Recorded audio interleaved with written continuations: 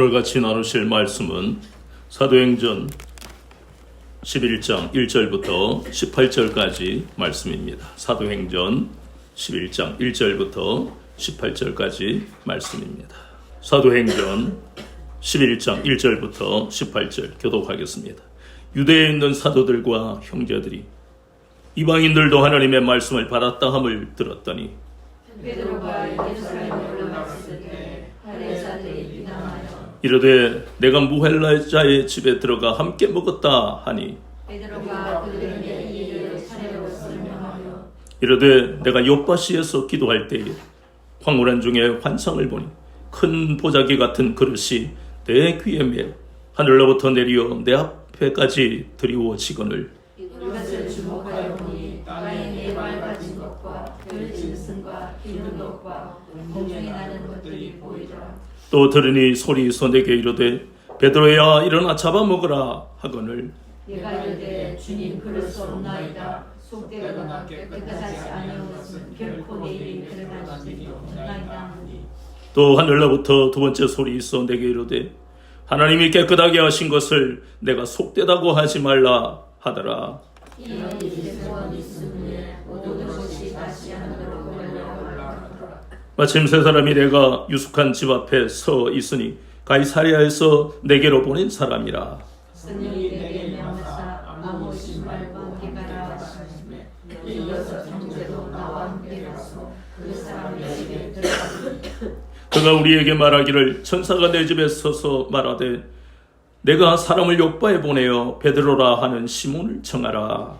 그가 너와 내 온 집이 본받은 말씀을 내게 이르노라 왔다 하더니 내가 말을 시작할 때에 성령이 그들에게 마시기를 처음 우리에게 하신 것과 같이 하는지라. 내가 주의 말씀에 요한은 물로 세례를 베풀었으나 너희는 성령으로 세례를 받으려 하신 것이 생각나노라. 그런즉 하나님이 우리가 주 예수 그리스도를 믿을 때에 주신 것과 같은 선물을 그들에게도 주셨으니 내가 누구이기에 하나님을 능히 맡겠느냐 하더라. 그들이 이 말을 듣고 잠잠하여 하나님께 영광을 돌려 이르되 그러면 하나님께서 이방인에게도 생명을 회개를 주셨다 하느라. 아멘. 오늘은 사도행전 11장 1절부터 18절까지 본문을 통해 베드로야 일어나 잡아먹으라 하는 제목으로 마지막 시간 같이 은혜를 받겠습니다. 우리가 사도행전 9장부터 우리가 보면 참 놀라운 일들이 일어나는데요. 하나님이 사도행전 9장부터 예비하신 은혜, 그것은 곧 이방인을 향한 이 놀라운 구원의 역사가 9장부터 예비가 되었습니다. 그 일을 위해서 하나님은 이 율법에는 바리새인이고 하나님께 열심히 있었던 한 사람, 그 사람을 부릅니다. 그 사람이 바로 사울이라 하는 나중에 바울이 되는 이 사람을 다메섹에서 부르시는 거예요. 우리는 사도행전 9장을 보면 우리를 향한 하나님의 예비하심을 능히 확증할 수 있는 겁니다. 하나님은 오직 잘못된 열심을 가지고 살았던 그 사람의 발걸음을 돌이켜서 하나님의 영광을 위해 살아가게 하시는 놀라운 하나님의 돌이키시는 역사, 그리고 그가 가는 길에 환난과 핍박이 수없이 많다 할지라도 하나님은 돕는 동력자들과 예배해 놓으신 많은 은혜를 통해 하나님의 영광을 나타내도록 그렇게 예배하시는 그 은혜를 우리는 사도행전 9장을 통해서 우리를 향해서 주신 말씀임을 깨닫게 되는 것입니다. 그 사도행전 9장이 끝이 나는 것이 아니라 그 다음에 10장은 드디어 9장에서 왜 사울을 불러서 이방인의 사도로 삼으시는지 점점점 구체적으로 보이시는 그것이 바로 고넬료가 바로 이방인을 상징하는, 이방인의 대표를 상징한다 그랬지요. 그래서 그 이방인인 고넬료에게 하나님은 다른 사람도 아닌 예루살렘의 사도 중에 가장 특심이라고 하는 베드로를 이번엔 또 보내시는 거예요. 하나님은 사도 바울을 예비해 놓으시고 그 다음에 또 베드로를 또 보내시고, 왜 베드로를 보내시는가 하는 것은 우리가 계속 이 제목으로 일어나 잡아먹으라 하는 제목으로 우리가 말씀을 듣다 보니까 그들에게는 아직 베드로를 통한 그 유대 그리스도인들 대부분이 아직까지 율법에 대한 생각과 선민의식에 대한 우월감이라는 잘못된 가치관과 사고방식, 오랫동안 내려오던 그들의 전통과 습관, 고정관념이 아직 무너지지 않는 그들까지도 하나님은 사용하시려고 그 두렵고 떨리는 당혹스러운 그 베드로의 발걸음을 강권적으로 역사하셔서 고넬료의 집에 보내는 것처럼 하나님은 이 일어나 잡아먹으라 하는 이 말씀을 통해서 저와 여러분을 아직까지 세상 가치관과 사고방식에 사로잡혀서 자신의 힘으로 현실을 개척해야 하는 그 인생의 멍에 굴레를 벗어나지 못하는 사람들에게 우리도 베드로처럼 그렇게 고넬료에게 보내시려고 오늘도 이 은혜의 자리로 우리를 먼저 부르신 겁니다. 우리가 먼저 잘못된 가치관과 사고방식 깨뜨려져야 되니까. 그렇다면 본문의 말씀을 보니까 이제 그 순서가 사도 바울을 변화시키셨고 그리고 베드로를 보내셨고 그리고 베드로와 오늘 본문에 보았던 할례받은 신자, 나중에 우리는 그들을 유대 그리스도인이라 하는데 그들을 통해서 이 이방인의 집에 성령님이 강림하시는 놀라운 역사를 체험하게 하신 연후에 이제 예루살렘으로 올라갑니다. 예루살렘 교회는 우리가 앞에서 보았다시피 사도행전 2장부터 시작되는 놀라운 역사, 성령의 강림하시는 그 역사로 지금 얼마나 뜨거운 은혜가 이 예루살렘 교회에 있는지 모릅니다. 그러나 그 이면을 보게 하시는 거예요. 예루살렘 교회가 은혜가 충만하고 모두가 성령 강림에 놀라운 체험을 했지만 그 이면을 보게 하시는 겁니다. 그건 죄악은 아닙니다. 예루살렘 교회가 죄를 짓고 있다는 뜻이 아니라 그 이면에 아직까지 무언가가 바뀌지 않은 것을 우리에게 보게 하십니다. 그 모습이 우리의 모습이니까 오늘도 말씀을 들을 때에 성령님 이 말씀으로 인해서 예루살렘 교회를 향하신 그 선하신 뜻이 나에게도 임하기를 원합니다. 그렇게 여러분이 기도하셔야 돼요. 1절에 보니까 1, 2절에 보니까 예루살렘의 사도들과 그리고 주의 형제들이 베드로를 비난하고 있는 대목이 나옵니다. 그런데 사실은 베드로를 제외한 6명의 할례받은 신자를 제외한 이 모든 사람들, 베드로를 비난하는 이 사람들은 어떤 사람들이에요? 그들도 똑같이 성령의 충만함을 받고 그리고 땅끝까지 복음을 증거하는 증인으로서 동력자들 아닙니까? 그들도 사도행전 2장 40절에 보니까 내가 보고 들은 것을 전하지 않을 수 없다 하고 고백하고 그렇게 신앙생활을 하고 있는 사람들입니다. 참 재미있는 것은요, 사도행전 이 11장의 구성을 보면 오늘 우리가 보았던 본문 1절부터 18절까지를 한 부분으로 나누고 19절부터 30절까지 이렇게 또 한 부분으로 나눈 이유가 있습니다. 그것은 18절까지의 내용은 사도행전 10장의 요약입니다. 반복해서 보이고 있는 거예요.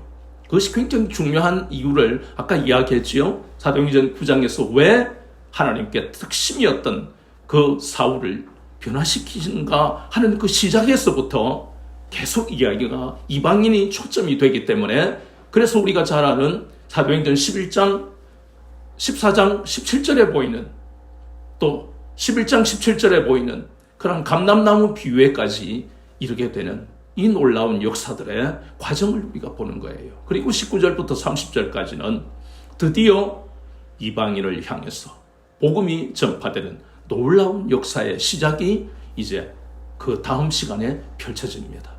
마치 이거는 세상에 재미있는 드라마가 to be continue 할 때 제일 섭섭한 것처럼, 그런데 이건 세상하고 다른 거예요. 복음은요, 계속해서 흥미진진하고 계속해서 우리에게 은혜를 베푸시는 겁니다. 그 to be continue가 그냥 우리의 오감을 짜릿하게 만드는 데서 넘어서서 우리의 영혼을 날마다 새롭게 하는 놀라운 역사가 바로 성경의 to be continue입니다. 그래서 우리는 기대하면서 하나님의 말씀을 보는 거예요. 그런데 우리가 이제 우리에게 보게 하시는 이 예루살렘의, 세상에서는 그걸 민낯이라 그러지요. 그러나 그것은 세상 표현이고 예루살렘 교회에는 은혜를 받은, 구원받은 이 유대 그리스도인들이 있어요.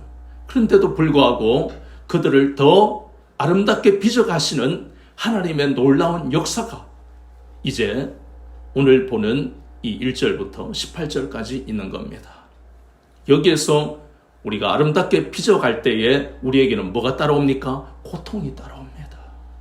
우리에게 남아있는 그런 뭔가의 잘못된 것을 하나님이 새롭게 빚어가시기 때문에 우리에게는 그것이 영적으로, 우리는 또 어떤 감정적으로, 심정적으로, 육체적으로 고통이 따라오기 때문에, 그러나 우리는 믿어야 됩니다. 하나님을 오르시기 때문에 나를 빚어가시는 데에 따라오는 이 고통은 무엇을 위해서, 영광을 위해서 우리에게 주시는 것이다. 받아들여야 되는 것입니다. 그렇다면 이 예루살렘에 있는 사도들과 형제들은 어떤 잘못된 모습을 보였을까? 그들이 우리에게 보여주고 있는 것은 이 베드로와 그리고 따라갔던 6명의 사람들이 그들에게, 이방인들에게 복음을 전한 것을 비난한 것이 아닙니다. 그리고 세례를 받은 것을, 준 것을 비난하는 것이 아닙니다. 그들이 비난한 것은 오직 한 가지, 무엇입니까? 어째서 이방인들하고 같이 식사를 했느냐? 참 어처구니가 없지요. 너무너무 기가 막힙니다. 근데 어처구니가 없고 기가 막히는 것은 이미 여러분들 마음에 잘못된 사고방식과 가치관과 사고방식이 무너진 것을 체험했기 때문에 그런 생각이 들지만, 그러나 아직까지 무너지지 않는 이 사람들은 이것이 굉장히 심각하고 중요한 문제로 받아들이고 있다는 겁니다. 가치관과 사고방식의 차이가 이렇게 고통을 주고 이렇게 갈등하고 대립하게 만드는 것입니다. 성경에서 보면 그런 가치관, 사고방식이 잘못된 것이 무너진 사람들과 아직 무너지지 않은 사람들의 그런 갈등과 대립이 성경 모든 부분에 걸쳐서 다 있습니다. 우리가 알다시피 537년에, BC 537년에 하나님의 은혜로 고레스를 통해 1차 포로 귀환이 이루어진 그것이 537년입니다. 그때 하나님은 스룹바벨이라는 인도자를 통해서 70년 동안 그들의 죄로 인해서 포로가 되었던 그 유다 백성들을 돌아오게 하시잖아요. 그래서 시편 126편에서는 꿈꾸는 것 같다 그랬습니다. 그랬는데 이제 2차 포로 귀환에 그 80년 후인 에스라를 통해서 2차 포로 귀환이 일어났는데, 에스라가 예루살렘에 돌아와 보니까 80년 전에 1차 포로 귀환을 통해서 그들이 그냥 유다로 예루살렘으로 돌아온 게 아니지요.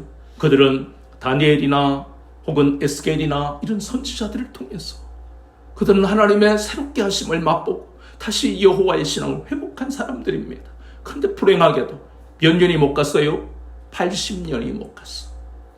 그들은 우리가 보는 그 에스라서와 느헤미야서를 보았지만 그들은 이방인과 통혼하는 엄청난 죄를 저지르고 있더라. 그래서 에스라서 9장과 느헤미야 9장을 보면 에스라가 금식하며 회개 기도하는, 그래서 많은 사람이 동참한 그런 모습을 우리가 봅니다. 그것이 바로 뭐예요? 잘못된 가치관과 사고방식이 그들이 여호와의 신앙을 회복했는데도 불구하고 80년이 못 가서 여전히 그들을 붙들고 있던, 그들이 바벨론에서 가졌던 가치관, 그리고 페르시아에서 가졌던 가치관 그대로를 버리지 아니하고 그대로 이방인과 통혼하는, 그것이 죄인 것을 알면서 그렇게 죄를 범하는 그런 것들이 바로 에스라와 갈등과 대립이 일어날 수밖에 없는 것이고, 다윗이 또 두 번째로 우리는 다윗이 하나님 앞에 신실한 자, 하나님의 마음에 합한 자라고 성경은 말씀하는데, 그가 늙어서 하나님의 은혜가 참, 그리고 성령의 충만함이 희미해지는 그때에 우리는 사무엘하 13장을 보면 얼마나 다윗이 무능한가 하는 것을 봅니다. 사람이요 일평생 매일같이 성령의 충만함을 받을 수 없구나 하는 것을 우리는 다윗을 보면서, 그래서 구약에 있는 인물이나 신약에 있는 인물은 우리의 우상이 되어서는 안 됩니다. 어떤 사람의 신앙을 본받아야지 그건 잘못된 말입니다. 그래서 우리는 성경에 나오는 인물을 본받아라는 표현보다 주님을 본받아, 주님을 닮아가야 되는 것이 정답인 거예요. 다윗은 무능하다 보니까 우리가 알다시피 다윗의 장남인 암논이 그 이복 동생인 다말에게 불행한 짓을 하는, 아주 그 참으로 파렴치한 짓을 하는 그러한 것들에 대해서 분명히 다윗은 어떻게 해야 됩니까? 그 아들의 자리에서 혹은 왕자의 자리에서 내쫓는다든가 귀양을 보내든가 모든 백성들이 다 보는 다윗이 어떻게 하나 보자. 자기는 하나님만 잘 섬기면 하나님만 섬겨야 된다라고 그렇게 살고 또 그렇게 이야기하면서 다윗은 어떻게 하나. 유다 백성들이 그걸 안 지켜봤겠어요? 그런데 안타깝게도 다윗은 야단만 치고 말아버렸습니다. 그 친오빠인 압살롬은 그것을 마음에 두고 결국 2년 만에 사무엘하 13장에 보면 암논을 죽여버립니다. 거기서 끝나는 게 아니지요. 사무엘하 15장에 보면 다윗을 향해서 압살롬이 반란을 일으킵니다. 심정적으로는 그리고 상식적으로는 우리는 압살롬의 그런 행동을 이해할 수 있고 또 그것이 옳다라는 생각까지도 우리에게 드는 겁니다. 그러나 성경의 기준이 되지 않으면 우리도 얼마든지 인본주의로 살 수밖에 없어요. 우리가 알다시피 시편 50편 6절에 보면 하나님은 우리의 재판장이시다라고 분명히 말씀합니다. 즉 그 말씀은 우리에게 일어나는 모든 일에 대한 판단은 누가 내리신다고요? 하나님이 내리십니다. 그래서 우리가 하나님의 인도를 받아야 되는 이유가 거기 있습니다. 창세기 4장 4절부터 8절을 보세요. 가인과 아벨은 얼마나 복된 가정에서 태어났습니까? 그런데 아벨은 항상 하나님 앞에 제사를 드릴 때나 평소의 삶이 하나님만 섬기는 바른 신앙의 자세를 가졌어요. 그런데 그 형 가인은 그렇지 않았습니다. 그걸 어디서 볼 수 있습니까?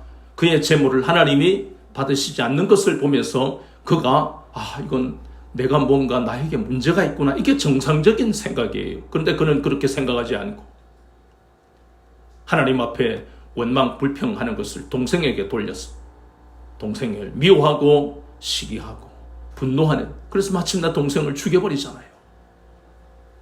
그것이 압살롬의 마음속에도 그 분노가 일어났을 때 누구나 분노할 수 있어요. 그러나 그것을 하나님 앞에 나와서 하나님 시편 50편 6절에 하나님이 재판장이신데 나는 이런 상황에서 어떻게 해야 됩니까? 얼마나 괴롭겠어요. 그러나 그 괴로움을 하나님 앞에 호소해야 되고 신원하시는 하나님 앞에 나아가서 아뢰어야만 되는 그 압살롬이 안타깝게도 자신이 재판장이 되어서 그 암논을 그렇게 판단해버리고 죽여버리는, 로마서 12장 19절에서도 주님도 말씀하셨잖아요. 바울을 통해 원수 갚는 것은 하나님께 있는 것이다. 선으로 악을 이겨야 된다. 이것은 우리는 참 힘들어요. 거의 불가능하다시피 합니다. 그러나 불가능해 보이고 해서는 안 된 판단 같지만 해야 되는 이유는 하나님이 우리의 모든 잘못된 가치관과 사고방식을 무너뜨리시는 그 은혜, 복음의 능력으로 우리가 새롭게 되어가면 이 성경 속에 나오는 이해 안 되는 장면, 이해 안 되는 부분들이 이제는 우리가 받아들여진다는 것이에요. 그것이 우리의 능력으로 되는 것이 아닙니다. 우리의 삶의 자리에서도 이런 일들이 얼마나 많습니까? 우리는 가족 속에서도 우리의 부모와 자녀, 부부가 이런 가치관과 사고방식의 충돌로 혹은 나이 차로 인한 부모와 자녀 간의 세대 간의 갈등으로 인해서 교회 안에서도 세대 간의 갈등, 그리고 여러 가지 습관에 또 여러 가지의 행동의 갈등들이 끊임없이 거룩한 그러한 예배드리는 가정과 교회 공동체 속에서도 수없이 일어나고 있지 않습니까? 우리가 그것을 죄라고 허물이라고 이야기하기 전에 우리 힘으로는 그것을 바꿀 수도 변화시킬 수도 없다는 것을 먼저 우리가 받아들이고 알아야 된다는 것입니다. 그걸 인정하지 않으면 다른 사람을 비난하고 정죄할 수밖에 없습니다. 스스로도 죄의식을 가지고 살아갈 수밖에 없으니까. 그래서 우리가 보고 듣는 교회 안에서의, 가정에서의 그 불행하고 안타까운 일들이 왜 우리 귀에 들어오고 우리 눈에 보이는 것입니까? 그 모든 것은 바로 잘못된 가치관과 사고방식이 무너진 사람과 그렇지 않은 사람과의 관계가 잠깐 보고 말 사람 같으면 그냥 기도하면 되는데 가정과 교회는 끊임없이 매일매일 봐야 되는 그 사람들이기 때문에 우리는 마음이 괴로운 거예요. 기도는 하지만 어째서 저 사람은 저렇게 생각하고 말하고 행동할까? 거기서 끝나면 좋은데 그것이 나에게 여러 가지 악영향을 미치고 고통을 주고 있으니까 참는 것도 한두 번이고. 그래서 우리는 이 갈등들을 성경 속에서 보면서 또 사도 바울이 은혜를 받았지만 그가 예루살렘에 있는 사도들, 예루살렘에 할례받은 신자와 만나면서 또 갈등을 일으키지요. 또 사도행전 15장부터 보이는 2차 선교여행을 가야 되겠는데 1차 때 중간에 예루살렘으로 돌아간 마가에 대해서 참 마음에 이렇게 여러 가지 불편했는데 또 가자 하니까 그때 사도 바울이 안 된다라고 그랬잖아요. 그것은 마가와의 갈등이에요.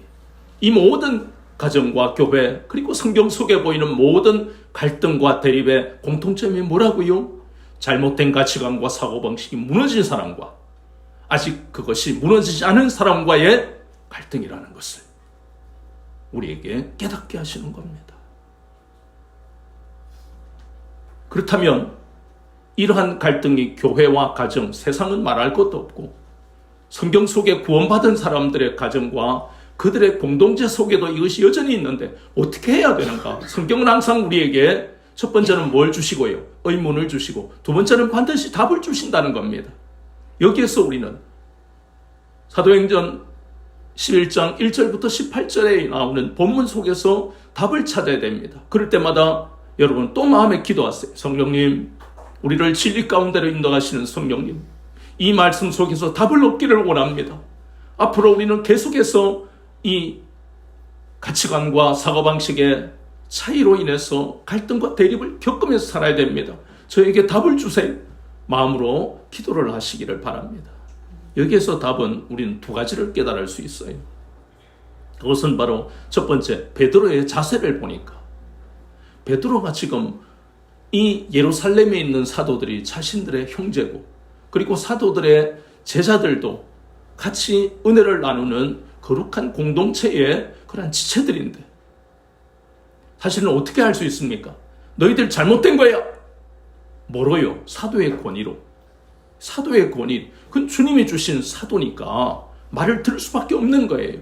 사도의 권위로 가르칠 수 있어요. 그리고 야단칠 수 있어요. 다툴 수 있어요. 근데 베드로가 지금 본문에 보면 그렇게 합니까? 전혀 그런 게 없습니다. 그럼 어떻게 해야 되느냐? 베드로가 지금 말하고 있는 것을 보면 찬찬히 온유한 자세로 그들에게 설명하고 있습니다. 변명도 아니고 그들과 타협도 아니고 온유한 자세로 설명만 합니다. 하나님이 어떻게 하셨는지. 큰 보자기 같은 그릇이 내려와서 먹지 못할 짐승을 하나님이 먹으라고 하실 때 하나님, 나는 이 속된 것을 먹을 수 없습니다 하는데 3번이나 내려왔어. 내가 깨끗하게 했다라고 하시더라. 그것만 말하는데 거기에 성질 부리고 분노할 이유가 있습니까? 맞잖아요, 그죠? 이렇게 온유하게 말하는 게 맞는데 우리 왜 잘 안 됩니까? 여러 가지 이유가 있겠죠. 내가 말이지 저 사람에게 제대로 설명해야 저 사람이 시험 들잖아. 거룩한 부담감을 가지고 팍팍 그냥 옳은 소리만 하고 싶은, 아니면 또 기질 자체가 막 다혈질이거나 이 사람이 이 말 안 들으면 큰일 나는데 하는 여러 가지 이유가 있겠죠. 그리고 저 사람이 아직 신앙이 어리니까 무슨 실수를 할지도 몰라. 5만 가지 생각이 다 듭니다. 그러나 우리가 놓치는 게 있잖아요. 성령님이 역사하지 아니하시면, 하나님이 역사하지 아니하시면 우리가 아무리 믿음의 열정이나 뜨거운 그 영혼을 향한 그 사랑이 우리에게 열정이 있다 할지라도 아무 일도 안 일어나요. 왜요? 대표적인 것이 바로 우리가 잘 아는 40세의 모세가 한 행동을 늘 마음에 새기세요. 히브리서 11장에 보면 모세는 바로의 공주의 아들이라는 그 영광과 특권을 버렸습니다. 자신들의 백성과 함께 고난을 받겠다고 한 믿음의 선택을 한 거예요. 성경은 그렇게 말씀합니다. 그런데 그렇게 믿음의 선택을 했는데 왜 그가 살인자가 되고 도망자가 되죠? 여기서 우리는 의문을 가지는 겁니다. 무조건 그 말씀을 믿지만 의문을 가지는 것은 죄가 아닙니다. 왜? 풀려야 되니까요. 그 의문이 풀려야만 됩니다. 그래야만 모세가 자기 백성들과 함께 고난을 받겠다는 그것이 바로 40세의 한 행동과 연결이 되는 거예요. 살인자와 도망자가 되었던 것은 그것은 자신의 열정으로만 문제를 해결하려고 하니까 하나님의 인도를 받지 않고 성령님보다 앞서면 결국은 참 극단적인 표현 같지만 살인자가 되고 도망자가 될 수도 있다는 것을 우리에게 깨닫게 하시는 겁니다. 그렇다면 베드로를 보면 모세의 40세와 비교가 되어서 답이 나오는 겁니다. 온유한 자세로 온유하게 말해도 얼마든지 성령님이 역사하시구나. 내가 부드럽게 말하면 저 사람이 안 들을 것 같은데 그렇구나. 잘못된 가치관과 사고방식을 가진 사람에게 말할 때에 온유하게 말하는 이유는 내가 먼저 하나님을 신뢰하고 의지하고 있다는 것을 내 스스로가 느낄 필요가 있고 내가 처음 해야 되는 것이구나. 영혼을 변화시키는 것은 나의 어떤 뜨거운 열정과 그러한 목소리 큰 것으로 그 사람을 변화시키는 것이 아니라 온유한 자세와 태도로 그 영혼을 사랑하는 그 마음만 가지면 하나님이 그 사람의 마음 속에 지금 당장 혹은 1년 뒤에 불같이 역사하셔서 잘못된 그러한 죄악의 그러한 길에서 돌이키시게 하는 것이구나. 그걸 우리는 이 베드로의 자세를 통해 배우게 된다는 것입니다. 또 우리가 하나 깨달아야 되고 또 저와 여러분은 잘못된 가치관과 사고방식이 거의 무너진 사람들이기 때문에 그래서 그렇게 잘못된 가치관과 사고방식이 무너진 사람의 삶과 신앙의 자세가 첫 번째는 온유한 자세로 다른 사람을 대해야 된다는 것이고 두 번째는 바로 우리 힘으로 되어지는 것이 아니라 성령님의 인도를 받아야 된다는 것을 그래서 그러한 문제를 해결할 때 마음으로 우리는 소원을 가져야 돼요. 성령님, 내가 누구를 대하고 말할 때 성령님 오셔서 내 입술에 할 말을 주시고 내 마음에는 온전히 주님의 마음으로 그 사람을 대하게 해주옵소서. 우리는 그렇게 성령님을 의지해야 된다는 것입니다. 여기에도 보십시오. 베드로가 성령님을 의지하니까 9절에 또 하늘로부터 두 번째 소리 있어 그랬지요. 12절에도 성령이 내게 명하사 그랬습니다. 15절에도 내가 말을 시작할 때에 성령이 그들에게 임하시기를. 그리고 17절에도 그런즉 하나님이 우리가 우리 주 예수 그리스도를 믿을 때에 주신 것과 같은 선물을 그들에게도 주셨다.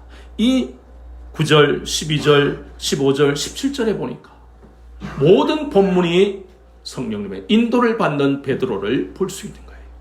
잘못된 가치관과 사고방식이 무너진 사람들의 특징은 바로 두 번째, 성령님의 인도를 받는다는 것입니다. 성령님을 앞서가지 않는다는 것입니다. 하나님이 하실 것을 믿는 사람들입니다. 왜 이럴 수 있습니까? 이것은 온전히 잘못된 사고방식, 가치관이 무너졌기 때문에 이 베드로는 예루살렘에 있는 사도들과 그리고 주의 제자들이 이러한 성령님의 역사로 그들도 나와 마찬가지로 그들 속에 남아있는 우리는 선민들이야, 우리는 율법을 받은 민족이야 하는 오랜 잘못된 전통과 그러한 고정관념이 무너질 것을 베드로는 확신했기 때문에 왜냐하면 보세요. 9장에는 사울을 바울로 변화시키셨지만 10장에는 베드로를 변화시키시는 이유가 여기에 나오고 있잖아요. 먼저 베드로가 잘못된 가치관과 사고방식이 무너지지 않고서는 이 예루살렘에 올라갔을 때 그 사도들과 주의 제자들에게 무슨 말을 하겠어요? 그러면 마치 갈라디아서 2장에 보이는 이 베드로가 완전히 무너지지 않은 게 아직까지 남아있던 그런 선입견이 모였어요. 베드로가 이방인하고 식사하다가 바나바도 같이 있었지요. 그런데 예루살렘에서 내려온 그 할례받은 신자들이 오니까 막 이방인하고 같이 밥 안 먹은 것처럼 막 이렇게 외식하는 그런 장면이 갈라디아서 2장에 나오는 거예요.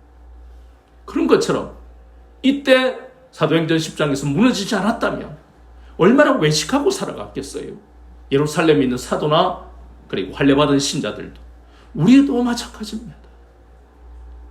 우리 속에 있는 아직까지 무너지지 않은 가치관 그리고 사고방식이 여전히 우리 속에 가득 있다면 예수님으로 충만해야 될 우리의 심령에 그것이 있다면 교회 내에서도 얼마나 외식하고 세상에서도 얼마나 외식하는 위선적인 삶을 우리가 살아가겠습니까? 교회에서는 아이고 권사님 집사님 아이고 오늘은 은혜 받아서 얼굴이 달덩이 같아요. 이래놓고 속으로는 에이 저 못된 것 어쩌고 저쩌고 에이 저거는 맨날 잘 되고 이런 이중의 인격을 우리도 가지고 살아갈 수 있습니다. 그것이 쌓이면요 우리는 화석이 되어서 신앙의 연수만 깊고 아무것도 알 수 없는 젖먹이 신앙으로 살아가게 됩니다. 얼마나 불행한 일입니까? 그래서 우리는 끊임없이 이 말씀을 통해 복음의 능력을 통해 성령님의 인도를 받아서 하나님 내 속에 아직까지 남아있는 잘못된 가치관과 사고방식이 완전히 무너지기를 원합니다. 아멘. 그것이 무너질 때는 고통이 따라옵니다. 우리가 앞에 창세기 17장에 보면 18장에 할례 언약이 나옵니다. 그럼 육신의 그러한 부분을 포피를 칼로 자를 때 얼마나 고통이 따라옵니까? 무슨 마취를 하는 것도 아니고 그런 것처럼 우리에게도 이런 잘못된 가치관과 사고방식이 이렇게 하나님의 말씀과 부딪힐 때 우리에게도 고통이 따라옵니다. 그러나 그 고통을 인내해야 됩니다. 그 고통을 받아들여야 돼요. 그러지 않으면 우리는 증인의 삶을 살 수가 없습니다. 너나 잘해라. 야, 너 교회 다닌다면서 이러면서 명절날에 교회 안 다니는 지적들이 우리 보고 이러저렇게 지적하면 우리가 할 말이 있습니까? 할 말이 없는 거예요. 그들에게 어쨌든 속에서 천불이 나더라도 내 마음을 가라앉히 주여 내가 저 사람만 보면 저 친척이 우리 부모한테 나한테 한 행위를 보면 이런 사람들이 다 집안마다 다 있어요. 그러나 그럴수록 그렇다. 사도행전 11장에 보니까 베드로는 얼마나 분노가 일어나겠지만 화가 나겠지만 그럼에도 자신의 잘못된 가치관과 사고방식을 무너지게 만드신 그 하나님의 만지심과 비춰가심은 그 은혜와 긍휼을 내가 받았기 때문에 나는 화내고 분노할 그런 자리에 있는 것이 아니다. 그런 것을 말씀으로 여러분들이 이겨내고 그런 사람들을 만날 때마다 온유한 자세로 저 사람 나도 그랬던 것처럼 저 사람도 하나님이 그 어느 때인가 잘못된 가치관과 사고방식 무너지도록 하나님이 역사하실 것이다. 하나님이 일하실 것이다. 그 믿음을 가지고 사람들을 바라봐야만 먼저는 뭡니까? 내 마음을 지킬 수 있는 거예요. 내가 화내고 분노하는데 어떻게 하나님과의 관계가 그 세미한 음성이 나에게 들리겠습니까? 두 번째는 증인의 삶을 살 수가 없는 거예요. 다른 사람에게 본이 안 되잖아요. 나 자신도 못 이겨내면서 어떻게 다른 사람을 변화시킵니까?